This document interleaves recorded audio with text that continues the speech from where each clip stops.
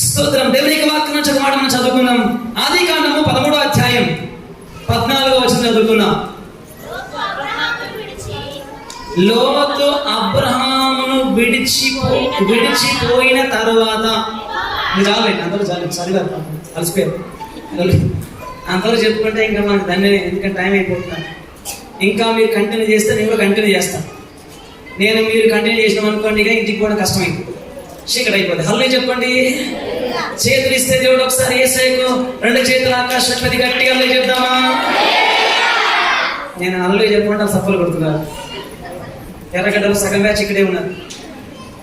మంచిగా లోతు అబ్రహామును విడిచిపోయాడు. ఎవరి లోతు, ఎవరి అబ్రహాం?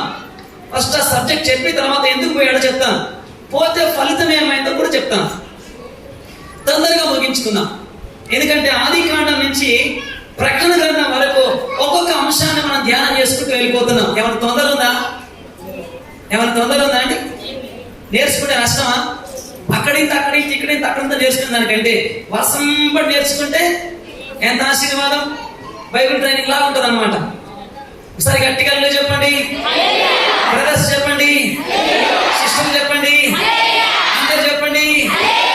లోతు అబ్రహామును విడిచిపోయాడు. ఎవరు ఈ లోతు అంటే, మీరు ఆదికాండంలో 11వ అధ్యాయం చూడండి, 31వ వచనం. తెరాహు తన కుమారుడు అబ్రహాము తన కుమారుడు అనగా హారాను కుమారుడు లోతు అని రాయబడింది. అబ్రహాము తెరాహు కుమారుడేమో అబ్రహాము, తెరాహు కుమారుడు అంటే తెరాహు యొక్క తమ్ముడు కొడుకు అనుకుంటాం. హల్లు చెప్పండి. తన తమ్ముడు కొడుకు. తెరాహు కుమారుడు అంటే ఈ లోతు. అంటే ఇప్పుడు అబ్రహాంకి ఏమవుతాడు? పేదనాన్న అవుతాడు. ప్రభు స్తోత్రం కలుగును గాక. అబ్రహాం ఏమవుతాడు? పెదనాన్న అవుతాడు. చాలా జాగ్రత్తగా వినాలిక. సో ఆదికాండము 12వ అధ్యాయంలో దేవాది దేవుడు, సృష్టికర్తన, జీవం కలిగిన దేవుడు యెహోవా అని పేరు అన్నాడు. ఈనాడు యేసుక్రీస్తే యెహోవా, యెహోవా యేసుక్రీస్తు. ఆయనకే మళ్ళా పరిశుద్ధాత్మ అని పేరు. మీరేం కన్ఫ్యూజ్ కావాల్సిన అవసరం లేదు. పాత నిబంధనలో పూర్వకాలంలో యెహోవాగా పిలువబడ్డాడు.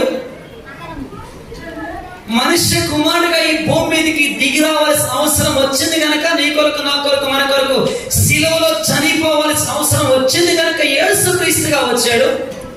ఇప్పుడు మనలందరినీ కూడా పరలోకానికి సిద్ధపరచాలి. కాబట్టి ఇంతమంది సమస్త కోటి విశ్వంలో ఉన్నటువంటి, సమస్త కోటి భూమండలం మీద ఉన్నటువంటి మనుషులందరినీ ఒక చోట చేర్చి సంఘంగా ఏర్పాటు చేసి రేపు యేసు రాకడ సిద్ధపరచాలి. కాబట్టి పరిశుద్ధాత్మగా పనిచేస్తుంది. ప్రభు స్తోత్రం కలుగును గాక. ఆ కాలంలో తండ్రిగా యెహోవాగా పిలువబడ్డాడు. కుమారుని కాలంలో యేసుక్రీస్తుగా పిలువబడ్డాడు. నేడు పరిశుద్ధాత్మగా పిలువబడుతున్నాడు. దాని గురించి ఇంకా డెప్త్గా ఎవరు ఇవ్వగలను, కానీ సబ్జెక్టు మారిపోతే ఇప్పుడు టైం కాదు. అయితే ఈ అబ్రహాము తమ్ముడి కుమారుడైనటువంటి లోతు, దేవుడు అబ్రహామును పిలువగా దేవుడి పిలుపుకు లోబడి దేవుడు చెప్పినట్టుగా తన దేశాన్ని వదిలిపెట్టమంటే దేశం వదిలిపెట్టాడు. ఇంటిని వదిలిపెట్టమంటే ఇల్లు వదిలిపెట్టాడు. బంధువులు వదిలిపెట్టమంటే బంధువులు వదిలిపెట్టారు. తన స్థితిని, పరిస్థితిని, సమస్తాన్ని కూడా విడిచిపెట్టి, గమనించండి, తన దేశాన్ని వదిలిపెట్టి, తన బంధువులు వదిలిపెట్టి, తన రక్త సంబంధికులు వదిలిపెట్టి దేవుడు చూపించే దేశానికి దేవుని మాటను పట్టుకొని వెళ్ళిపోయాడు. ఎక్కడికి పోతున్నాడో తెలియదు, ఎక్కడికి చాలాలో తెలియదు, గమ్యం తెలియదు. నిన్నే నమ్మినాను యేసయ్యా, నన్ను విడిచిపోవు యేసయ్యా, నన్ను విడిచిపోవు యేసయ్యా, నా ప్రాణోద్యాను జీవం నీవే, నిన్నే చేరినాను యేసయ్యా, నిన్నే చేరినాను యేసయ్యా. దయచేసి ఆలోచన చేద్దాం. దేవుడు అబ్రహామును పిలిచాడు. ఒక మానవుడు పిలవలే, ఒక రాజకీయ నాయకుడు, ఒక రాజుగారో పిలవలే, ఒక ధన దేవుడు పిలిచాడు. దేవుడు పిలుపుని పట్టుకొని అబ్రాహాము దేవుడి పిలుపు లోబడి దేవుడు చూపించిన దేశానికి వెళ్ళిపోతున్నాడు. వెళ్తున్నప్పుడు ఈ లోతును రమ్మని చెప్పాలి అబ్రాహాము. నాయన వస్తావా, నేను దూరదేశానికి వెళ్తున్నాను, దేవుడు నాతో మాట్లాడినంటే అట్లా ఏమి రాయబోలే బైబిల్. దేవుడు అబ్రాహామును పిలిచాడు, అబ్రాహాము వెళ్ళిపోతున్నప్పుడు తన భార్య అబ్రాహాముతో వెళ్తుంది. తనకున్న ఆస్తి, తనకున్న కొంత సిరి సంపద ఆ దేశంలో తను సంపాదించి తీసుకుని వెళ్ళిపోతున్నప్పుడు అబ్రాహామును వెళ్తున్నటువంటి సంఘటన చూసినటువంటి లోతుకు బాణం ఆగట్లేదు. ఎందుకంటే నాకు తెలిసి అబ్రాహాముకు పిల్లలు లేరు కనుక. అబ్రాహాముకి ఏమో పిల్లలు లేరు, ఈ లోతుకేమో తండ్రి లేడు. హల్లెలూయా. లోతుకేమో తండ్రి లేడు. తల్లి ఉందో లేదో బైబుల్ లేదు. లోతుకి ఏమో తండ్రి లేడు, అబ్రాహాముకి ఏమో పిల్లలు లేరు కనుక నాకు తెలిసి ఇంకా కొడుకు లేడు కనుక, పిల్లలు లేరు కనుక తన సొంత కొడుకులాగా పెంచుకుండొచ్చు, అంత ప్రేమగా చూసుకుండొచ్చు, అంత అంటే తన సొంత కొడుకు కంటే ఎక్కువ చూసుకుండొచ్చు అబ్రాహాము. ఆ ప్రేమను బట్టి, ఆ బంధాన్ని బట్టి, ఆ బాంధవ్యాన్ని బట్టి అబ్రాహామును లోతు విడిచిపెట్టలేకపోయాడు. పెదనాన్న నువ్వు ఎక్కడికి వెళ్తే అక్కడికే వస్తానన్నట్టుగా మరి అబ్రాహాము యొక్క వెళ్తున్నటువంటి ప్రయాణంలో తాను కూడా ముందుకు సాగిపోయాడు. పోయిన తర్వాత ఏమి నష్టం కాలేదు. దేవుడు ఎప్పుడు అన్యాయస్తుడు కాదు. దేవుడు నమ్ముకున్న వాళ్ళకు దేవుడు దిక్కుగా ఉంటాడు. దేవుడు అబ్రాహాముకు అన్యాయం చేయలేదు. దేవుడిని నమ్మినందుకు యెహోవా ఆశీర్వాదం, యెహోవా యందు భయభక్తులు కలవాడు ఇలా ఆశీర్వించబడతాడు అని వాక్యం సెలవిస్తున్నట్టుగా 128వ కీర్తన ప్రకారంగా దేవుడు అబ్రాహామును ఆశీర్వదించాడు. పోయిన వారం మీకు చెప్పాను, ఆశీర్వాదాన్ని ఏడ్చి పొందుకోవడం కాదు. నువ్వు యేసును వెంబడిస్తే ఆశీర్వాదం నేను వెంబడిస్తాను వాక్యం చెప్పాను. పోయిన వారం విన్నారా? విన్న వాళ్ళందరూ గట్టిగా చెప్పండి. చూడండి, ఆశీర్వాదాల కోసం ఏడవలసిన అవసరం లేదు. యేసయ్య కాలు పట్టుకొని ఏడ్చి తొడలు ఎరగొట్టించుకునే పనులు మనము చేయొద్దు. మన ప్రవర్తన, మన పద్ధతి, మన ప్రార్థనా జీవితం యథార్థమైనటువంటి జీవితం కలిగి దేవుడు చిత్తం చేస్తూ నువ్వు చక్కగా దేవుడు నడిస్తే దేవుడు వాగ్దానం నీ పట్ల నెరవేరుతాయి.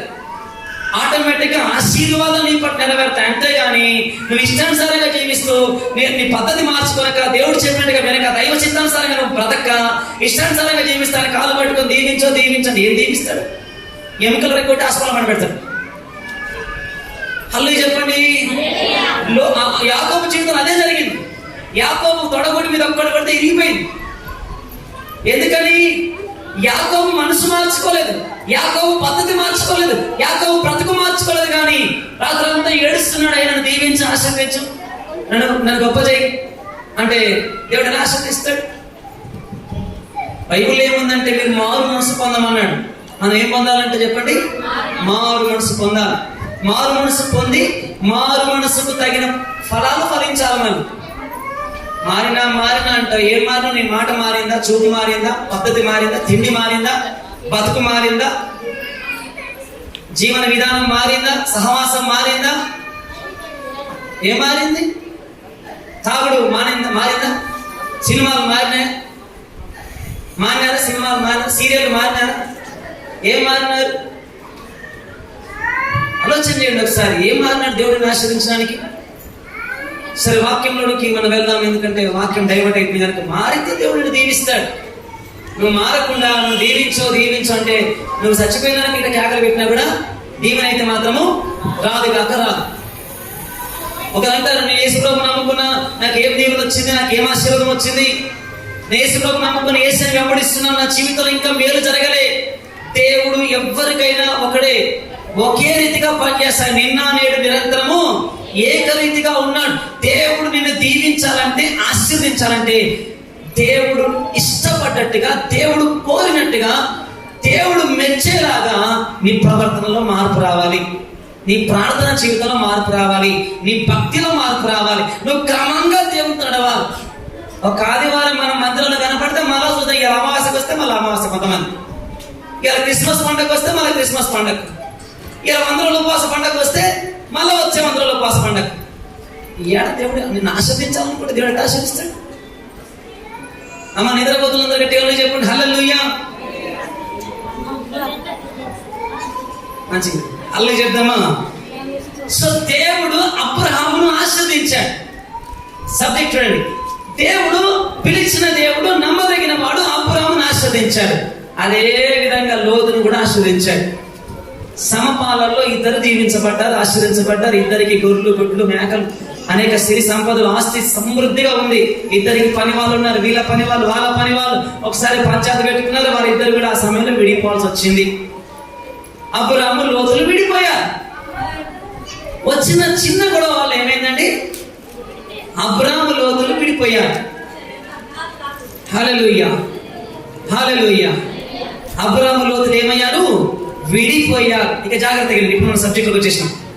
లోతు అబ్రామును విడిచిపోయాడు. గొడవ వచ్చింది. ఇప్పుడు ఎవరైనా ఎప్పుడు విడిపోతారు చెప్పండి? ఊరికే విడిపోతారా? ఎప్పుడు విడిపోతారు? మీరు అన్నదమ్ములు, అక్క చెల్లెలు, తల్లిదండ్రులు, కుటుంబ సభ్యులు, వదిన మార్గంలో ఉంటారు కదా కుటుంబాలలో. మీరందరూ ఎప్పుడు విడిపోతారండి? చక్కగా మాట్లాడుకుంటూ బిర్యానీ తింటూ కూర్చొని వెళ్ళిపోదాం అనుకుంటా. ఎప్పుడు విడిపోతారు? ఆ బిర్యానీలో కనుక అసలు కొంచెం కారం ఎక్కువ వేసి, మసాలా ఎక్కువ వేస్తే, ఆడ కొంచెం పంచాయత స్టార్ట్ అయితే, హల్లెలూయా, అక్కడ ఆ పంచాయతలలో గొడవలు ఏమైతే చెప్పండి? అది కాస్త కొంచెం పెద్ద అయితే ఆ బంధాలు కాస్త ఏమైతే చెప్పండి? తెగిపోతాయి అన్నమాట. ఇక్కడ కూడా అదే జరిగింది. ఎంతో కొన్ని సంవత్సరాల కొలుదున్న బంధం, ఆ రక్త సంబంధం ఇప్పుడు తెగిపోతుంది. సరే, రక్త సంబంధికులతో మీరు విడిపోయినా ఆత్మ సంబంధులతో మాత్రం విడిపోకండి. ఇంకా రక్త సంబంధం కూడా చాలా ముఖ్యం. ఒక మాట చెప్పనా, ఇక్కడ లైవ్ లో చాలా మంది చూస్తారో చెప్తున్నాను. ఇప్పుడు మనకి ఏదైనా ఆపద వచ్చినా, కష్టం వచ్చినా, బాధ వచ్చినా, మరణకరమైన పరిస్థితి వస్తే మనల్ని చూసేందుకు కానీ, పలకరించేందుకు కానీ, చివరికి మనం చస్తే మట్టేసేందుకు కానీ వచ్చేది ఎవరు చెప్పండి? రక్త సంబంధులే కదా, నానే మనులే కదా. మరి నానే మనులతోనే మనం విరోధాలు పెట్టుకొని, మనం గొడవలు పెట్టుకొని, తలకాయలు పలకొట్టుకుంటే విడిపోతే రేపు ఎవడు వస్తాడు చెప్పండి? ఎవరు వస్తారు? ఎవరు మనల్ని ఆదరిస్తారు? ఎవరు మనల్ని ప్రేమిస్తారు? సో దయచేసి అంత పని చేయకండి. రక్త సంబంధము, ఆత్మ సంబంధం అన్ని ప్రాముఖ్యమే. ఇంకోటి విశేషంగా మన స్వకీయులను, మన సొంత వాళ్ళని రక్షించకపోతే మన విశ్వాస త్యాగం చేసిన వారితో సమానం వాక్యం చెప్తుంది. హల్లో చెప్దామా? కనుక వాక్యంలో రాయబడింది, లోతు అబ్రామును విడిచిపోయాడు. వినండి, ఒక అసమర్థమైన వ్యక్తి లోతు అని చెప్తారు. ఇక ఒక అసమర్థుడు. ఎందుకంటే ఏనాడు కూడా లోతు ప్రార్థన చేసినవాడు కాదు. ఏనాడు కూడా లోతు బలిపీఠం కట్టినవాడు కాదు. ఏనాడు కూడా దేవునికి ఏదన్నా కృతజ్ఞత కానుకిచ్చిన వాడు కాడు. ఇంకో మాట చెప్పాలంటే అసలు దేవుని సన్నిధిలో ఏనాడు కనబడ్డవాడు కాదు. కేవలం అబ్రామును వెంబడిస్తూ వచ్చాడు, కానీ ఆశీర్వాదాలనే పంచుకున్నాడు. ఈరోజు ఏమైంది? గొడవ వచ్చింది, వెళ్ళిపోతున్నాడు, విడిచిపెట్టి వెళ్ళిపోతున్నాడు. అబ్రాము అన్నాడో లేదు, అయ్యా నీ ఎదుట దేశం ఉన్నది, నువ్వు తూర్పుకి వెళ్తే పడమడికి వెళ్తాను, కుడికి వెళ్తానికి వెళ్తాను అన్నాడో లేదు, ఎట్లా వెళ్ళిపోయాడు అంతే. తనకు ఎదుటున్నటువంటి మంచి ప్రదేశం, పచ్చని ప్రదేశం, యోర్దాన ప్రాంతం అంతా ఎందుకు వెళ్ళిపోయాడు? వింటున్న వాళ్ళలో చెప్పండి. ఒక అసమర్థుడు వెళ్ళిపోయాడండి. ఆశ తీసుకొని వెళ్ళిపోయాడు. అతను వెళ్ళిపోతే అబ్రాము ఏడుపు రాదంటారా? బాధ కలదంటారా? దుఃఖం రాదంటారా? తప్పకుండా వస్తుంది. ఎందుకంటే చిన్నప్పటి నుంచి అబ్రాము పెంచాడు, అబ్రాము పెద్ద చేశాడు, ఆస్తిలో భాగం ఇచ్చాడు, ఆశీర్వాదంలో భాగం ఇచ్చాడు, సర్వం ఇచ్చాడు, సమస్తం ఇచ్చాడు, తనకు సొంత కొడుకులా పెంచుకున్నాడు. ఈ రోజున సమయం వచ్చింది, విడిపోయే సమయం వచ్చింది. మాట చెప్పకుండా, వెళ్ళిపోతున్నాను చెప్పకుండా, కోపంతో, ద్వేషంతో, గొడవలో పంచాయతీలు వెళ్ళిపోయాడు. అబ్రాము ఏడ్చుంటాడు, బాధపడుంటాడు, దుఃఖపంటాడు, తల నేల మోపి ఏడ్చి ప్రార్థన చేస్తుంటాడు. అప్పుడు ప్రభు యొక్క వాక్యం సెలవిస్తుంది, అతడు విడిచిపోయిన తర్వాత, యెహోవా ఇదిగో నీ కన్నులు ఎత్తి నీ ఉన్న చోటు నుండి ఉత్తర తట్టు, దక్షిణ తట్టు, తూర్పు తట్టు, పరమ తట్టు చూడన్నాడు. చూడు, నువ్వు చూసే ప్రాంతం అంతటిని, నువ్వు నడిచే ప్రాంతం అంతటిని, నువ్వు సంచరించే ప్రాంతం అంతటిని దేవుడు ఇస్తానన్నాడు. హల్లు చెప్దామా? దేవుడు ఏమన్నాడు చెప్పండి? నీకు ఇస్తానన్నాడు, దేవుడు ఇచ్చాడు కూడా. ఇక వినండి, జాగ్రత్తగా వినండి. ఒక్కడు వెళ్ళిపోయాడండి. ఎవరు వెళ్ళిపోయారు? ఒక్కడు వెళ్ళిపోయాడు. ఇప్పుడు ఒక మాట అడుగుతున్నాను, ఈ లోతు ఉండడం వల్ల అబ్రాముకి ఏమైనా కలిసి వచ్చిందా? ఈ లోతు ఉన్నంత కాలము అబ్రాముకి ఏమైనా మేలు జరిగిందా? అబ్రాముని ఉద్ధరించాడా లోతు? అబ్రాముని బాగు చేశాడా? అబ్రాము బాగుపడిన వాడితే పోతాడా? అబ్రాము బాగుపడ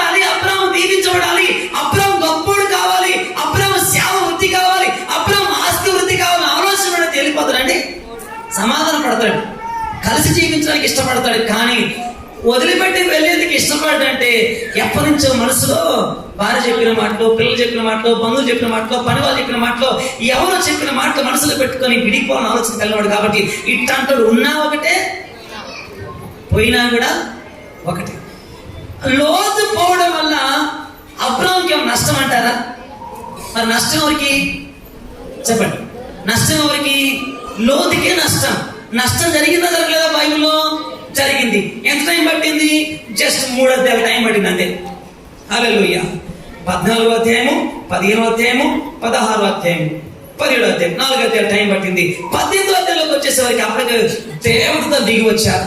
19వ అధ్యాయంలో లోతు కలిగినటువంటి ఆస్తిని, తన దేశాన్ని, తన పట్టణాలు, సొదొమ గొమొర్రా పట్టణాలను అగ్నితో కాల్చడం జరిగింది. హల్లెలూయా. ఆ లోతు నివసించే పట్టణాలు కాలి బూడిదైపోయాయి. చూడండి, ఒక ఆత్మ సంబంధమైన ప్రార్థన పడినటువంటి అబ్రహాము యొక్క సహవాసాన్ని వదిలిపెట్టిన లోతు జీవితంలో నష్టమే కానీ లాభం మాత్రము మిగలలేదు. సరే, మరి లోతు అబ్రహాము విడిచిపెట్టి వెళ్ళిపోయాడు కదా, లోతుకైతే నష్టం జరిగింది. చివరికి బూడిద మిగిలింది లోతుకు.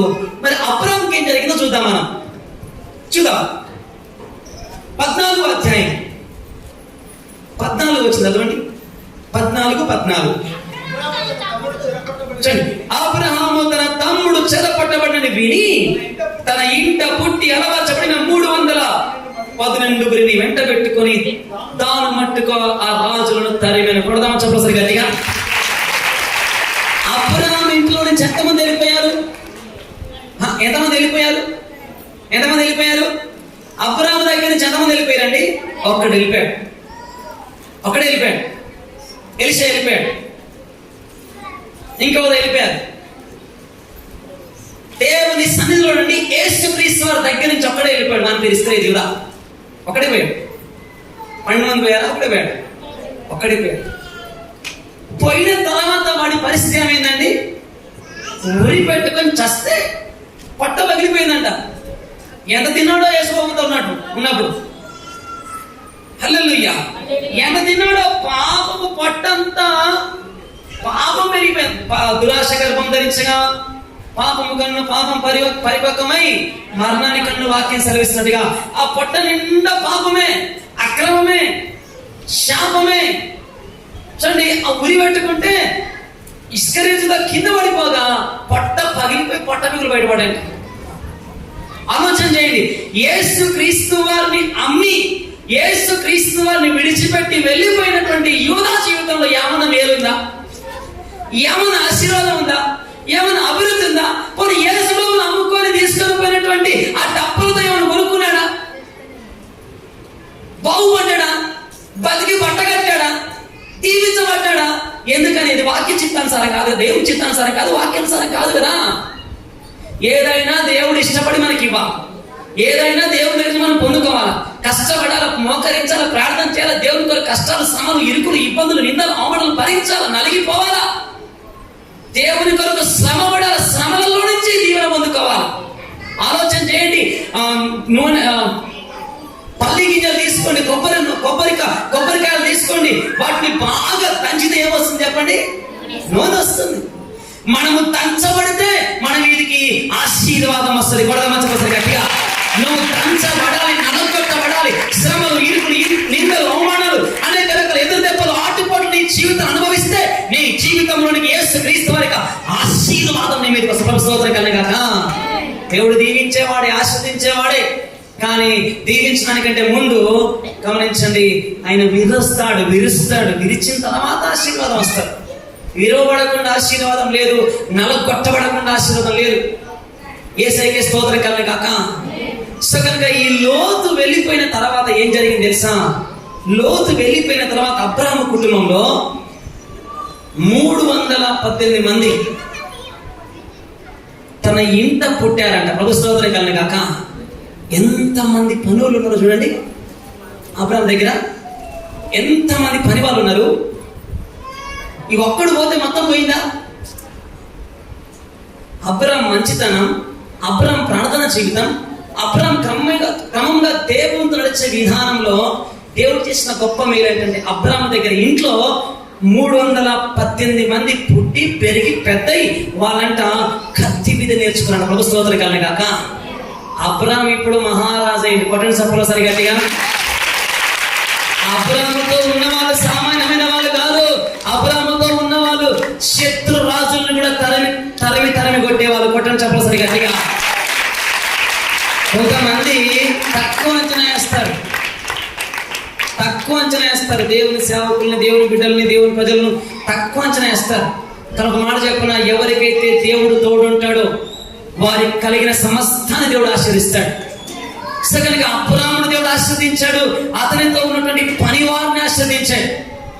కనుక అతనితో ఉన్నటువంటి ఆ 318 మంది అబ్రాహాముకు ఎట్లా ఉన్నారంటే, లోతు అబ్రాహాము ఆస్తిని పంచుకొని పోయారు. లోతు అబ్రాహాము ఆశీర్వాదం పంచుకొని పోయారు.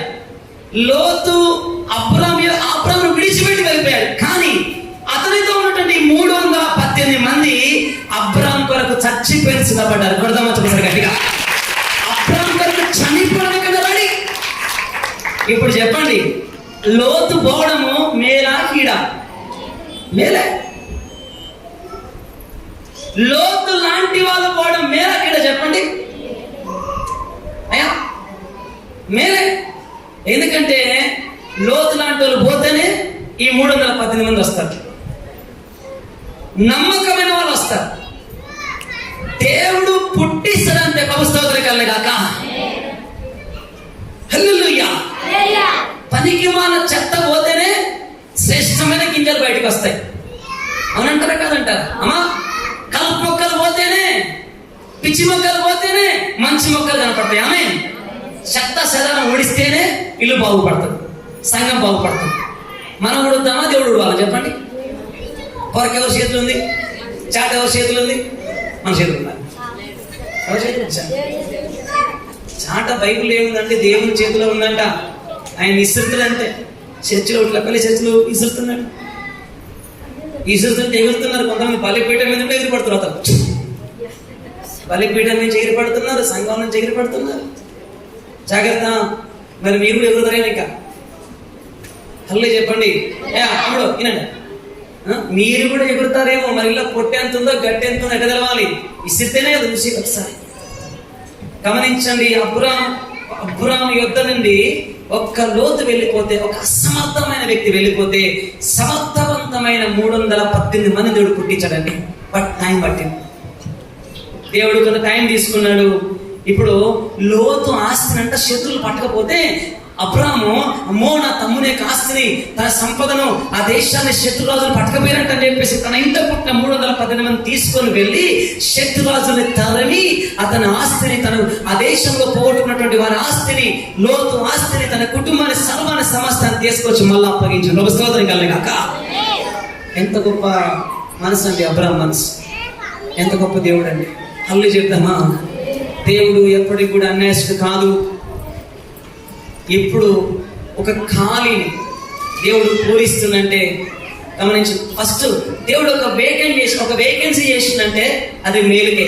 12 మంది శిష్యులలో, యేసుక్రీస్తు వారితో ఉన్న 12 మంది శిష్యులలో ఒకటి వేకెంట్ అయింది. ఒక ఖాళీ ఏర్పడింది అక్కడ. 12వ వాడు, అపోస్తలుడైన 12వ వాడు ఇస్కరియోతు యూదా ఖాళీ చేయబడ్డాడు. ఆ స్థానాన్ని భర్తీ చేసేందుకు శిష్యులు చాలా ప్రయత్నం చేసి మత్తయి అనేక చేశారు. కానీ దేవుడు ఎన్నిక చేయలేదు. ఆ స్థానాన్ని, 12వ స్థానాన్ని, ఖాళీగా ఉన్న 12వ స్థానాన్ని అపోస్తలుడైన పౌలుతో దేవుడు నింపాడు. కొడదామని చెప్పొస్తారు గట్టిగా. ఈ 11 మంది చేయలేని పనిని ఒక్కడు చేసిందండి. తెలుసా? 11 మంది అపోస్తలంతా ఒక సైడ్ అయితే అపోస్తలు ఒక్కడే ఒక సైడ్ పని చేసింది. అంటే 11 మంది చేసేంత అసలు చేయలేకపోయారు ఆ పని. అంత పని, దేవుని పనిని ఒక్కడు చేసిండు. అట్లాంటి ఒక్కడు చాలదా? అట్లాంటి నమ్మకస్తుడు, బతుకుట క్రీస్తే సావైన నాకు మేలే. అప్పుడు ఇస్కరియోతు యూదా యేసు ప్రభువును చంపాలని చూసిండు. యేసు ప్రభువును చంపడానికి అప్పగించిండు. యేసు ప్రభువు చచ్చిపోతే బావుడని ఆలోచన చేసిండు. ఎవడండి? ఇస్కరియోతు యూదా. వాడు పోయిండు. వాడు పోతే ఇప్పుడు ఇంకోటి వచ్చిండు. వాడు ఎట్లా అంటాడంటే యేసే కదా చచ్చిపోతాడు. ప్రభు స్తోత్రం కలుగును గాక. చంపడాయా? బ్రతుకుట క్రీస్తే, సస్తే యేసు కోసం బతికితే యేసు కోసం బతుకుతాను, చస్తే యేసు కోసం చస్తా అంటున్నాడు. యేసును చంపేవాడు కావాలా? యేసు కోసం చచ్చివాడు కావాలి చెప్పండి? ఒక మాట చెప్పున, సేవ నాశనం చేసేవాళ్ళు, సంఘాన్ని చీల్చేవాళ్ళు, పరిచయను నష్టం చేసేవాళ్ళు, పరిచయను ఎన్నో సంవత్సరాల నుంచి కష్టపడి దేవుడు సంఘాన్ని కడుతుంటే ఈ సంఘాన్ని సర్వనాశనం చేసేవాళ్ళు పోతే మంచి ప్రభు స్తోత్రం కన్నా కాక వాళ్ళు 100 మంది పోయినా మంచిదే. కానీ ఈ సంఘం కొరకు అవసరం నా ప్రాణమన్న పెడతానే వాళ్ళు ఒక్కరు వస్తే చాలా ప్రభు స్తోత్రం. వారిని భారతదేశం మాత్రమే కాదు ప్రపంచ వ్యాప్తంగా జరుగుతారు ప్రభు స్తోత్రం కన్నా కాక. అట్లాంటి నమ్మకమైన వారిని, మోషే లాంటి నమ్మకమైన వారు, మోషే నా ఇల్లంతట్లు నమ్మకమైన వాడు. అతని నమ్మకత్వాన్ని దేవుడు చూసి 6 లక్షల మందిని తన చేతిలో పెట్టాడు. అతని దగ్గర శిష్యుడు యెహోషువ, అతని నమ్మకత్వాన్ని చూసి 20 లక్షల మంది పెట్టే చేతిలో ప్రభు స్తోత్రం కన్నా కాక. దేవుడు డబల్ చేస్తాడు, ట్రిపుల్ చేస్తాడు, ఎక్కువనే ఇస్తాడండి. కానీ దేవుడు ఏం చూస్తాడు? నమ్మకత్వం చూస్తాడు. కానీ కొద్దిలోనే ప్రారంభంలోనే కొంచెంలోనే స్వార్థపూరితమైన ఆలోచనలతో సంఘాన్ని, సేవకులను, పరిచయను నష్టం చేసి, పాడు చేసి, దుర్మార్గంగా ఆలోచించిన దుర్మార్గుల్ని దేవుడు ఏం చేస్తాడంటే, నాయన నీకు వందనాలు, ఫస్ట్ వెళ్ళిపోయాడు. వాళ్ళు ఏం చేస్తాడు చెప్పండి? దేవుడు వెలుగునికి దండం పెట్టడం వెళ్ళిపోతుందండి. ఎందుకంటే కలుపు మొక్కలు ఎన్ని పెరిగితే పంట అంతా నష్టం. పులిసిన పిండి, మంచి ముద్దలు, కొంచెం పులిసిన పిండి ఉన్న ఆ పిండి అంతా ఏమైందండి? పాడైపోతుంది. స్వచ్ఛమైన పాలల్లో ఒక చుక్క నిమ్మరసం కలిస్తే పాలన్నీ ఏమైపోతాయి? విరిగిపోతాయి, పాడైపోతాయి. అట్లాగే పరిశుద్ధమైన జీవం గల దేవుని సంఘంలో స్వార్థపూరితమైన వ్యక్తులు, సంఘం గురించి, సంఘం మేలు కలుగుకుంటా సంఘ కీడు గురించి ఆలోచించే వాళ్ళు, ఏ సంఘమైనా, మన సంఘమైనా, ఏ సంఘమైనా, అట్లాంటి వారు చేరితే ఆ సంఘము పతనమైపోద్ది, రెండుగా చీలిపోద్ది, లేదా కుప్పకూలిపోద్ది. సేవకులు కూడా ఏడుస్తారు. కనుక మీ పైన నాయకులు దుఃఖంతో కాకుండా సంతోషంగా సేవ చేయాలని బైబిల్ చెప్తుంది. ప్రభు స్తోత్రం కనుక ఒక అసమర్థమైనటువంటి లోతు అనేటువంటి వ్యక్తి వెళ్ళిపోతే, ఆస్తి తీసుకొని, స్థితి సంపద తీసుకొని వెళ్ళిపోతే, ఆ స్థానాన్ని 318 మందితో ఫీల్ చేశాడు దేవుడు. ఒకసారి గట్టి చప్పలు పెట్టి మనం ఊహించుకున్నాం. వచ్చే వారం మరొక భక్తుని మీకు పరిచయం చేస్తాను. ఇంకొక 2-3 ఇదే సబ్జెక్ట్లో చెప్పొచ్చు, టైం లేదు, ఇప్పుడు ముగించేస్తున్నాను. దయచేసి మోకరించి కళ్ళు మూసుకోండి, ప్రార్థన చేసుకున్నాం. తమ్ముడు ప్రార్థన చేద్దాం, కళ్ళు మూసుకోండి. టైం అయిపోయింది కనుక నేను క్లోజ్ చేస్తున్నాను. హల్లెలూయా, హల్లెలూయా. మీకు ఈరోజు చెప్పిన అంశం అర్థమైందా?